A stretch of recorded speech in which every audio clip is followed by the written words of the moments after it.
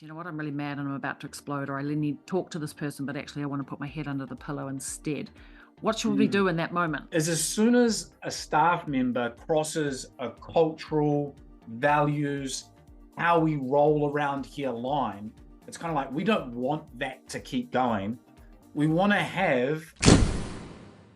I want you to meet Joel. He's a longtime friend of mine. Not only did his wife work with me as a stylist and a salon trainer, but he's also our newest coach here at Salon Owners Collective. I'm super excited to have him back on the podcast. You may recognize his voice because he's been here a few times already. And today we are discussing whether or not your team actually trusts you as a leader. And so this episode of the Salon Owners Collective podcast is brought to you by the Salon Mastery Boardroom. Now, when you're the smartest person in the room, you need a new room, a boardroom. The boardroom is designed for salon owners at $1 million plus salons who are looking for an actionable roadmap to take their salons to the next level. Each week you have closed doors conversations where we share easy to implement strategies for an extended salon mastery roadmap. Regular workshops geared specifically to the problems and challenges of the $1 million plus salon. You also have a direct line of support from Joel. He's your coach, and to me. All you need to do is click apply now in the show notes of this episode. And if you're ready to step into a bigger room, let's chat.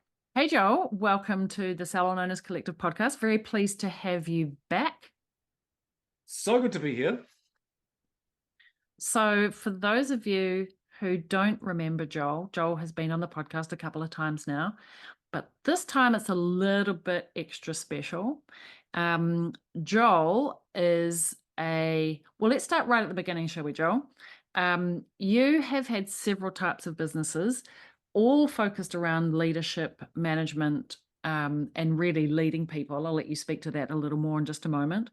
And then more recently, you have been a coach in the salon industry for several years now.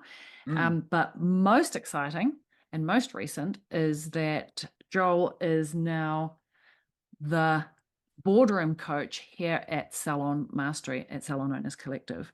And so Joel has very recently joined us, and I'm super excited to have you leading our $1 million plus businesses to grow and scale with purpose. So welcome to the team, and welcome back to the podcast. Now, did I get all that right? What have I missed? Maybe you can fill in some gaps. That's pretty solid. I spent 10 years in Italy. I had a team of 25. I got it all wrong. Didn't know what I was doing. Learned through the school of hard knocks. Started to develop my leadership philosophy. I came back to New Zealand. Started a health facility. We had 12 staff. Did that for 10 years. And then I started to get into coaching. It kind of overlapped, speaking on stage. Met Janine, met you. And 12 years ago, had my first sort of, I guess, client, if you like, in the salon and beauty industry. And ever since then, I haven't really looked back in terms of coaching and supporting and helping salon and spa owners to experience success, whatever that looks like to them, depending on their stage. And so now to be in boardroom is it's really meaningful to me, and I love it, really love it. And we absolutely love having you part of the process. And bringing your expertise, which is one of the reasons why I wanted you to come on the podcast today, because there's a bit of a reoccurring challenge that owners experience in business, and I really want to tackle it.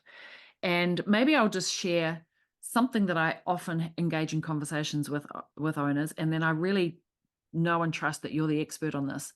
And that is that often as a business owner, we can feel like our team members let us down. And sometimes some team members let us down on multiple occasions. And after a series of letdowns and challenges and conversations that maybe haven't been had, a little bit of resentment builds up until we're ready to explode. And when we're ready to explode, we can feel like, I'm just going to write out a big fat list of all of the problems and all the things that you, my dear team member, have done wrong, and let's tackle it. Yes. And I think that maybe we can do that process a little better and not get to bubble over point. So I really want to talk about that today because I know that you have a really clear process for that, for the team, but also as the leader. Yeah, it's a really interesting situation. Like in business, often we're really busy and we're trying to juggle lots of balls, and sometimes communication can have a breakdown. It happens in all areas of life. And when someone does something and it's not quite per the culture or the expectations that you have, and time passes, as you said, resentment can absolutely build up, and then it can cause us as owners and leaders to behave in ways that we think is going to be useful. To your example, like write down 3 or 4 pages of challenges or things that the person's done wrong, but actually there's another way, and there's multiple ways, because at the end of the day, what we want is probably something quite different than telling someone else what they've done wrong, I would imagine anyway. Yeah, I think actually most of the time, as a business owner, we probably just avoid having the conversation and not dealing with it at all, and just let the resentment continue into one day we're just like, I need to fire this person. And my challenge is that I see that as owners, we can easily look at the other person and see the fault in the other person rather than looking at, okay, what am I doing to contribute to how we even got here in the first place? Yeah, yeah, so good. And this is something that I learned a wee while ago. It comes from the field of NLP, and it's pretty useful in terms of communication and running a team. And it's a presupposition, and it's everyone always has a positive intent. So sometimes it's hard to get our head around that. But however the staff member has been communicating or behaving, we've got to understand there's a positive intent behind that, even though a lot of the time all we're seeing is the negative impact. So what that means is we need to get into communication. We need to get into communication. We need to clarify. We need to elevate awareness so that that person is aware of the impact of their behavior. Because we operate from intent, right? That's why we do what we do. This is my intention. We're not thinking about the impact on others. This is very, very important when it comes to, building trust, developing a culture where people feel comfortable and safe and seen and heard. Okay, I totally get that, and that the intent is positive, and we need to get into positive conversations opposed to reactional conversations or now highly emotive conversations of frustration. So, what about if we can recognize, do you know what? I'm actually feeling really frustrated with this person. I feel a bit of resentment. They've done 5 things in the last 2 weeks that really just uh, annoy me, or they've done the wrong process, or they just did 5 redos and I'm really frustrated with that. What's the first thing we should do in that moment when we recognize, do you know what, I'm really mad and I'm about to explode, or I really need to talk to this person, but actually I want to put my head under the pillow instead? What should we do in that moment? What's the first thing? Yeah, it's such a great question, Larissa. And what I have seen over the last 20 years working with leaders and owners is that because we've got so much on our plate, we often procrastinate or hesitate having that otherwise difficult conversation. And there's good reason for that. They're called hard conversations because they're hard. It's easier to just push that out a little bit and I'll get to that tomorrow. And then it gets to tomorrow and we're kind of thinking, shit, what am I even telling this person?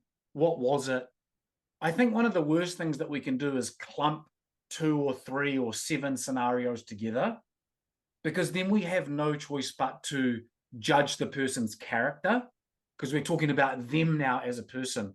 So going back to your question, what could I do is, as soon as a staff member crosses a cultural, values, how we roll around here line, it's kind of like, we don't want that to keep going. We want to have a conversation with them about that. And we want to let them know that when they did that particular thing, that it has this kind of impact. And that's an awareness conversation. Because if you go back to what we were talking about before, most people operate out of intent, good intent. And we just want to elevate their awareness up. And we want to do that as soon as possible. Not obviously like if they've got a client, but ideally that day. And if we do that with regularity, it actually builds trust in that person, because you start to show up as the owner, as someone that actually wants your people to grow and develop. Hey, Larissa, just wanted to let you know that when you did X, the impact of that was da. And the reason I'm sharing this with you is because I don't know if you know that, but also I want you to grow and develop and become. You might not say it in those exact words, but that's the messaging that starts to happen when you nip things in the butt, like quickly, as people believe and trust that you have their growth and development in mind. When you hold out for long periods of time, downside, resentment in you. And number two, they think that what they've just done is absolutely fine. So time is something that we really want to look at.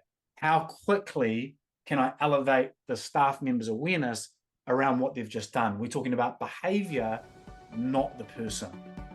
Hey, I just wanted to pop in to tell you something. Don't worry, we're going to get back to this awesome episode in just a second. Now, if this sounds like you, listen up. You have a team. You love your team, but you're sick of wondering why and wishing your team would make their sales targets. You want them to be smashing sales because it shows that they're actually looking after their clients really well.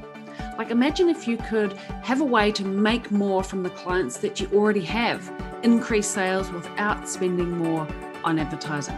Well, it's totally possible, and I want to help you. And I want to help you do it with ease, in a classy way. No hard and dirty sales tricks here. Ways to serve your clients, make more, because everybody wins. The team, the client, and of course, you, the business owner. Now, if you want to find out more, just DM me and let's chat. I'll make a plan for you. I'm also going to leave a link for you on the show notes of this episode. All right, let's get back to the episode. Okay, yeah, I love that. Separating the person from the behavior and just recognizing that the thing that you did, you're an awesome person, you're still with integrity, but the action that you did kind of is out of alignment. Let's talk about it. And Yes. what I'm hearing from you is like, this is not a negatively geared or even positively geared conversation. It's just a behavioral conversation about an action that happened, an event that happened. Actually, potentially not even any emotion involved, negative Yes, or positive. 100%. Discuss the action. Discuss the action. And this is the thing, is that often we're so out of practice, or we've been avoiding hard conversations. Real good reason, right? Because if I can I just take us on a real quick tangent, because it's important we understand why human beings avoid hard conversations. Yeah, let's do that. All of us experience rejection when we were young. At some point, it might have been 5, 12, 19. We might have experienced a lot or a little. And we've been living our lives for the last however many years trying to avoid the crap out of rejection because it doesn't feel good. The fastest way that you get to rejection is to have a hard conversation. Because here's the thing, you pull out your 4 pages to see a staff member, they've got rejection running through their system now. There's no learning going on for them whatsoever. They're not taking on, or they're in fight or flight. Their nervous system is jacked. They feel how they felt that very first time that they were excluded from the group or told they're not good enough, etc. So we've got to be smarter than to go, I just need to tell this person what they did wrong. That's not going to work. We've got to actually get in the practice of showing up, having these, we call them leadership walks or hard conversations, where after a while, like 4, 5, or 6 of them, actually the nervous system calms down and your staff member starts to show up like, oh, what's the learning opportunity here? Or what's the blind spot that we're about to fill? Or, oh yeah, tell me more. But it takes commitment to reducing the time between action and course correction. And I think what I liked or was worth repeating is, after so many of these conversations, it now gets easier, it gets calmer. They won't be thinking, she wants to tell me off. when someone says, "Can I talk to you?" You're like, "Oh my God, Yeah, what have I yeah. done wrong? Yeah. Damn it." And so that starts to go away after having done this a couple of times. What, 3, 4, Yeah, 5 yeah, times? 100%. Could I give you some feedback, Larissa? Oh, feedback. Oh, that's bad. That's Ah. bad. And again, like this goes back to like, like how do you want your team to function? Do you want them to operate at a really high trust level where everyone's got each other's back, where the salon or the spa without you runs just as good? Like the pathway into that is being very intentional about cultivating trust. And what we're talking about is making sure that when there's a hard conversation that needs to be had, instead of running away from it, we actually lean into it. Yeah. Okay, well, let's direct the conversation towards building trust. And if I want to build an environment where people trust me as the leader, I trust them as team members, the team members trust each other, what would be the key things to start the journey of building trust as my culture? Great. That's such a good question. So the first thing that I'd say is that it all starts with you. Like really important thing to understand as the owner or the leader, everyone is looking at you in a very unique way. And monkey see, monkey do, right? Like if you don't keep your word, then that is permission to everyone else in your workplace environment to not keep their word. So it's really important that we understand that it starts with us. So if you want to build a culture/team where trust is running through it at such a high level, first thing is that the first thing is that your people trust you. That's the first thing that we want to establish. Do your people trust you? The second thing is, and this is an interesting one, is do you trust your people? Do you trust them? Because when we don't trust our people, here's what starts to show up. We start to micromanage. I'm sure you've experienced this on your journey or you're still experiencing it. We tell people what to do far more than asking them great questions. Yeah. Or we get really nervous about going on a holiday, you know? And so a great question is, do I trust my team? And if you can get those two right, like my team trusts me and I trust my team, now then you have a shot at the third piece of the puzzle, which really is, can they trust each other? Yeah, And I I think love that. indirectly, everyone's seeking that. I want to be able to step back at different times and they trust each other. They work together well. They problem solve well. They deal with stuff on their own without me. But that starts with us. So that's kind of like the high level process for us. But in terms of the specifics, would that be useful to go into?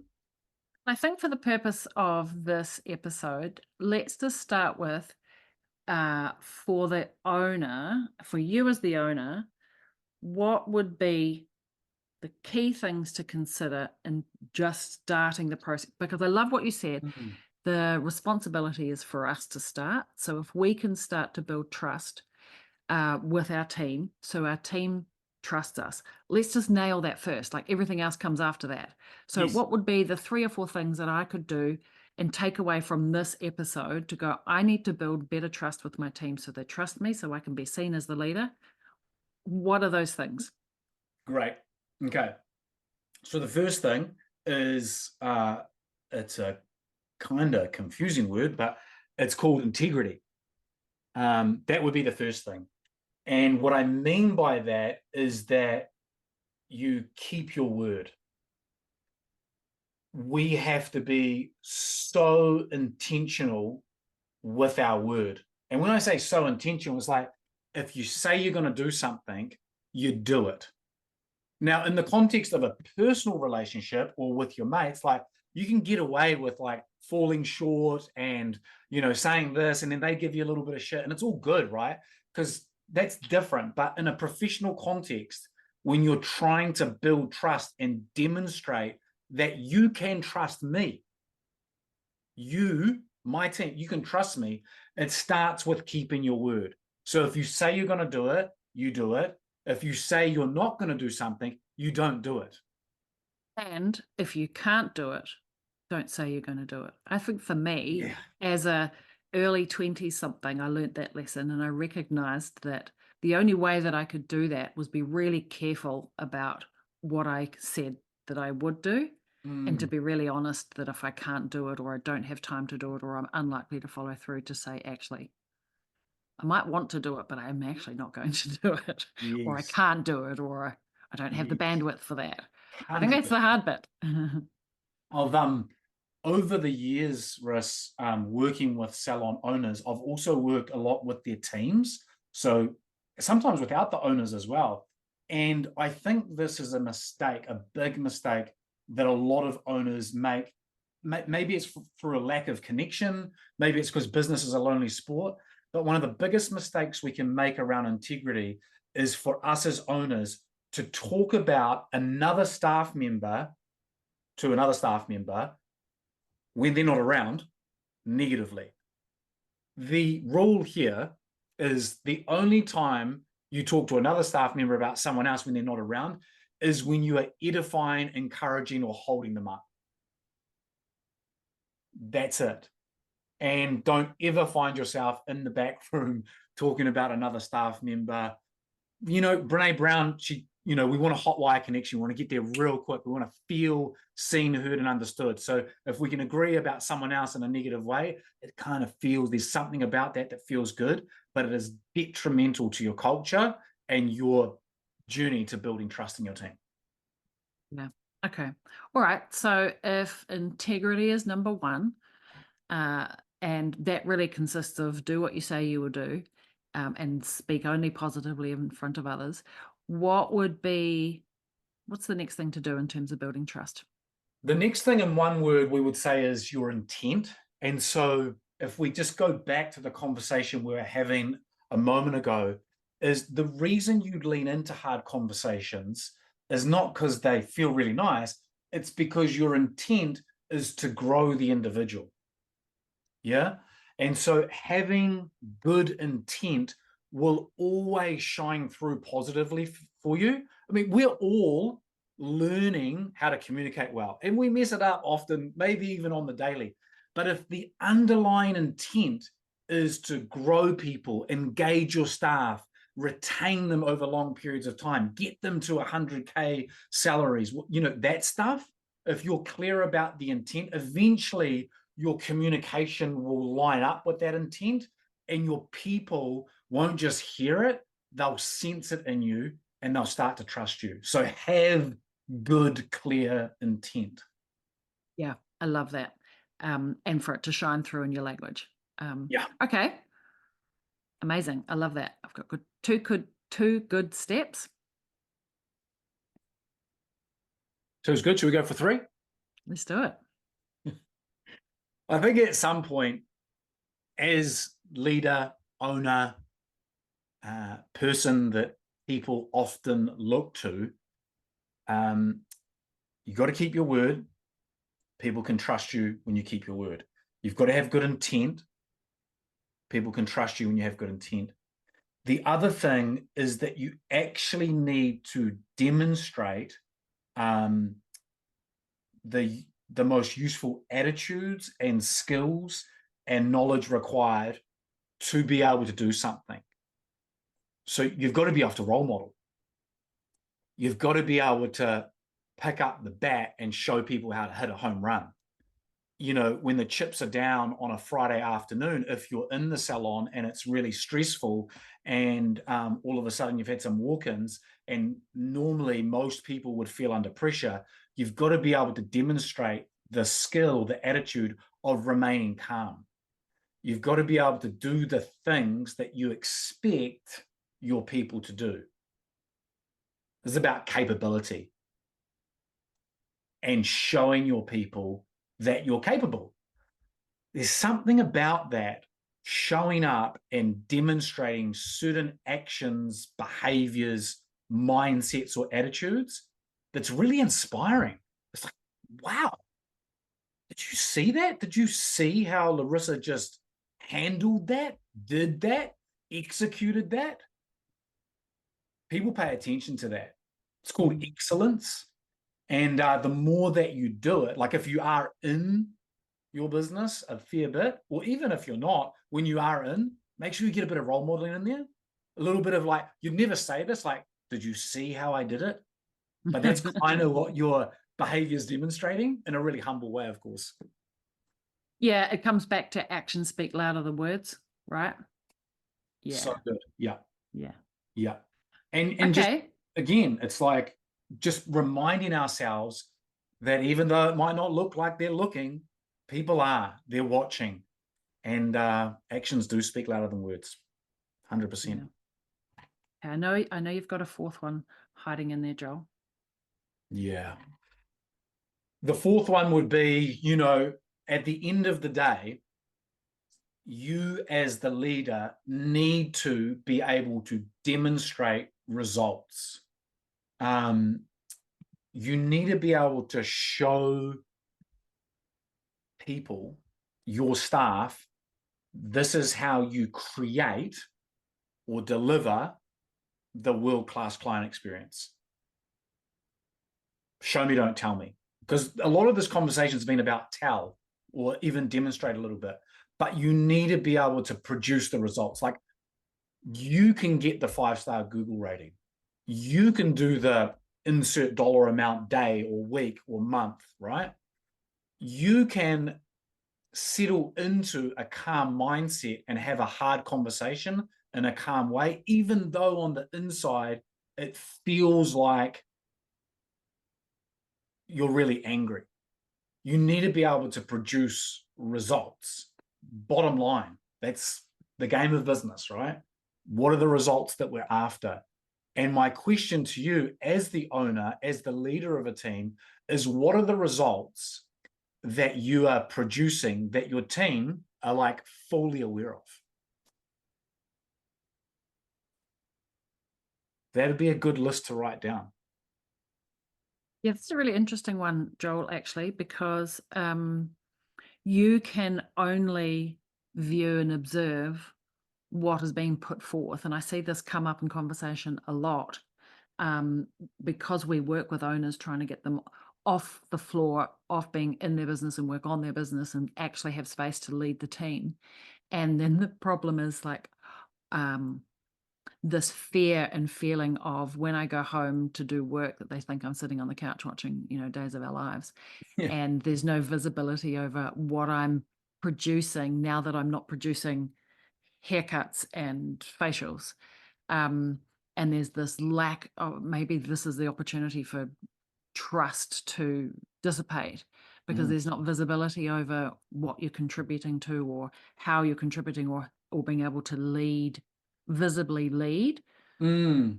Yeah, this is true. And so the question there for me is, how will you lead? If it's not so visible, how will you lead? And, you know, more now than ever before, have we got means to do that? Whether that's via online communication. There's also the platform of one-on-ones, team meetings, huddles.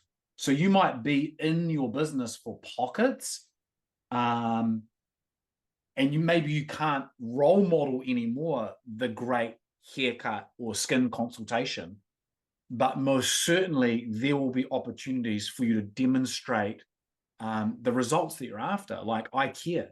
Like, just for a moment, if you want your people to feel like you care about them, write down 10 ways that you could demonstrate that you care. And then do that. Because it's not about volume of engagement. As you know, it's not about how many times you turn up in the salon. It's not about how many hours you put in and be present. It's not volume of leadership or presence. That's It's a right. little bit more discreet than that. Yeah. I mean, we both know loads of owners out there that are not really in their business at all. And their teams function at a really good level. They're super engaged. They don't want to go anywhere else. They love their team. There's high levels of trust. And when the owner does come in, they're really clear about their intent. They're able to, in those moments, if need be, demonstrate how capable they are. But most of all, they're in the business of producing results. And that could be a feeling, making people feel included, a part of something, like this work means something to the world. So yeah, it's definitely not about volume. No, it's not about volume. It's who you are being, and back to that building trust. I feel like this is a really important, integral piece to the working on your business, not in your business model. Like if I want to actually get the growth in terms of sales, team, or whatever the growth is, it's going to come from being able to work on your business, not in your business. And your ability to be able to do that really sits on your ability to build trust with your team. Yes, 100%. If we think about at times in your life when you've had loads of confidence in yourself, that could be right now, or it could be past, like, oh yeah, I remember, and I had loads of confidence. What happens when you've got loads of confidence, right? Two things happen. One, you make fast decisions and you take fast action. When you have confidence in self, you get shit done, you make stuff happen. Trust is really that same feeling of confidence, but instead of it being in self, it's in others. I have that feeling of confidence in others. And so what happens is we make decisions fast and we move fast. So absolutely, we produce the very things we want to produce, but in shorter time frames. And that's called efficiency. So if you want to move faster towards insert your goal, it requires trust. First of all, do your people trust you? Second of all, do you trust your people? And third of all, do they trust each other? I love that. Okay. So today we've talked about how do we build trust, or where do we start to build trust, to help our team build trust in us as a leader. Just as a wrap up, Joel, what would be the first thing that we should go away and do as leaders now to just check in on our sense of how people are trusting us as leaders, or a first action to take to just start that journey of intentionally building trust with our team? Yeah, I think, something as simple as, like, on a scale of 1 to 10, if I was objectively guessing, like, do my team trust me? 10 being absolutely 100%, they 100% implicitly trust me. You can't choose 7, choose any other number. 0 is they don't trust me at all. I think that'd be a really good thing to do. And then second extra added bonus, can I add in second extra added bonus? Please. Because we've just diagnosed probably a problem, maybe. Then it's like just working through those 4 things that we talked about. Like, I won't go through all of them, but, am I keeping my word? When I say stuff, am I following through? Do I have good, clear intent with my team? If so, what is my intent? How am I communicating that? And so on and so forth. We talked about it. You can rewind and go back. Yeah. All right. Hey, really appreciated this conversation today. It's been needed to be on the podcast for a little while. It's something that, comes a part of our conversation with owners on a regular basis. So I'm really pleased that you joined us on the podcast yet again, Joel, and super chuffed to have you in the Salon Mastery boardroom, leading our $1 million plus businesses to help them lead better, grow faster with more meaning and purpose. So thanks again, Joel. Well, I loved that episode. Every time Joel and I talk, I always feel like I learn something more about leadership, which we talk a lot these days. He had some really good, interesting points about intent and impact. Joel, thanks again for joining me on the podcast. And I would love to know, what do you think you took away from this episode with Joel? Should I have him back? I think so. I have to. He's part of the team now. Also, I think it all ties into being what we would call a best boss, a good boss, like what Joel said about understanding your team's intent. I think a good boss recognizes this and knows that straight away you need to nip the problem in the butt and to say, hey, when you did this, it had an impact. So I would love to know your takeaways and your thoughts. Come and join me on the Profitable and Successful Salon Owners Facebook group. Your key takeaways from this podcast, I would love to know. And don't forget, if you're a salon owner looking to become a salon CEO, click the apply now button in the show notes. We can jump on a call. I want you to tell me all about your salon, the challenges you have, the goals and aspirations that you're working towards. Let me see if I can find the right program for you and if we can level up and elevate your business this year. All right, looking forward to connecting with you same time, same place on the podcast. Ciao for now. Thanks for joining me on another episode of the podcast. Tune in every week as I reveal the latest insights and advice on what it takes to truly master your inner salon CEO and master your salon success. Subscribe to the Salon Owners Collective podcast on iTunes or Spotify, or visit us online at www.salonownerscollective.com. But make sure to join me in my Facebook group for answers to common questions and much, much more. Thanks for listening, and I look forward to tuning in with you again next week.